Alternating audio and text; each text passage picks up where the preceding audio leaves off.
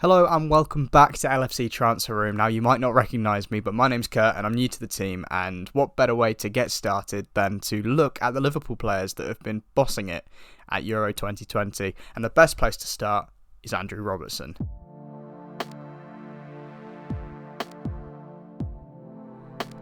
Now, Andrew Robertson has been instrumental in the Scottish side, instrumental in getting them to their first tournament in 23 years, and just showed how important he is in the first game. Playing all 90 minutes as well as completing 75% of his passes, he made one tackle that was significant as well as having 4 recoveries and 3 clearances. He was also covering every blade of grass, 9.5 kilometres exactly, and the surprise stat for him is that he created 6 chances from left wing back, which is incredible. And at the time of recording that stat, he was at the top of the list for any player within the tournament to create a chance. So that just shows how important he is, not only to us, but to his national side.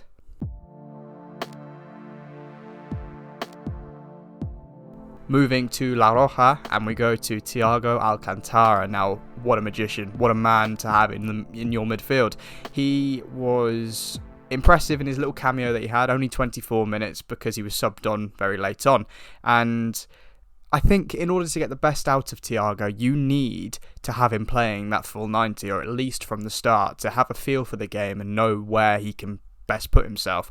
He was good both passing wise and in his defensive actions, making 2 recoveries, which shows his skill set and how varied he actually is.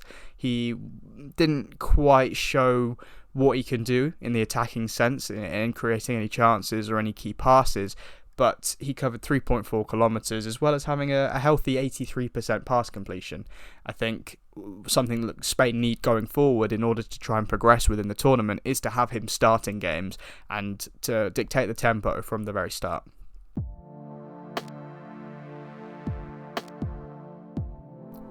Now, Georginio Wijnaldum, he doesn't quite count, I know that, because he's going to PSG on the 1st of July, but until then, he's one of us, and he gets involved in this list. He was the captain, showed how he's got that armband, and scored the first goal for the Netherlands against Ukraine in that amazing 3-2 win.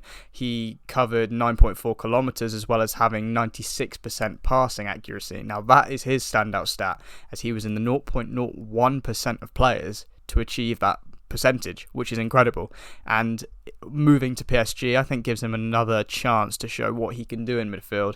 I don't think we really saw the best in him towards the end of his time with us, but that's understandable with all the rumours and whether he was going to stay or whether he was going to go.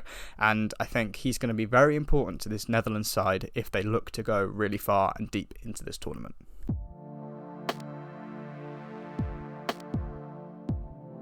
Up next is Xherdan Shaqiri, the one player on this list to make an assist, and that's his standout stat. He was important for Switzerland in assisting Embolo's goal against Wales in the first game, and once they took him off, Switzerland didn't quite look the same, and that's something that they'll be keen to rectify into their second game and to see out the group, to see if they can qualify. I think you need Shaqiri there. I think he works really well in the middle as that cam, and to really pull the strings moving forward and transition from defence to midfield to attack. I think you need to have someone that works with the midfield to progress the ball, and that's exactly what Shaqiri does. I hope we see more of him, and I hope Switzerland get the best out of him as it comes to the crunch time in the groups.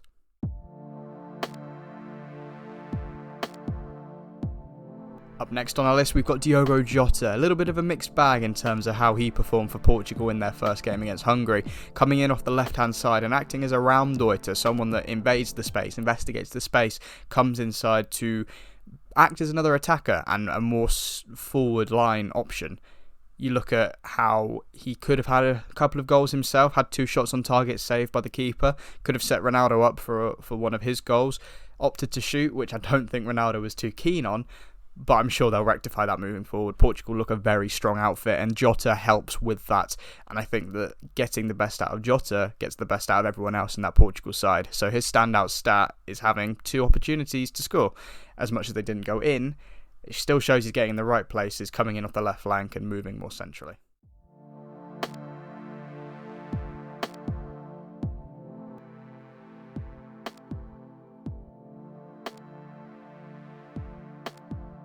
Now for the other guys that weren't involved, obviously we've got Ozan Kabak, we've got Jordan Henderson, we've got the two Welsh boys in Harry Wilson and Nico Williams, but unfortunately they weren't used. And I think Henderson will be looking to get more minutes moving into this next group game. I think you've got the Welsh boys who will maybe look to prove a point by coming on and doing something for the Welsh team. I think you look at Nico Williams is probably less likely to get on the pitch than Harry Wilson, as Harry Wilson has that attacking momentum and that creativity and the set pieces behind him. And Ozan Kabak hasn't been used by Turkey in the first game, and that's a shame because of how well he performed for us in the league and in the Champions League when he came in January. I think in order for Turkey to really have a hold on and improve to show that they deserve to get out of the group, you need Ozan Kabak coming in and shoring up that back line that has shipped 3 goals in the first game. Make sure to let us know what you think in the comments below, and make sure to subscribe to LFC Transfer Room. You can follow us as well on Twitter, Instagram, and follow us on our Facebook page. I've been Kurt. Thank you for watching.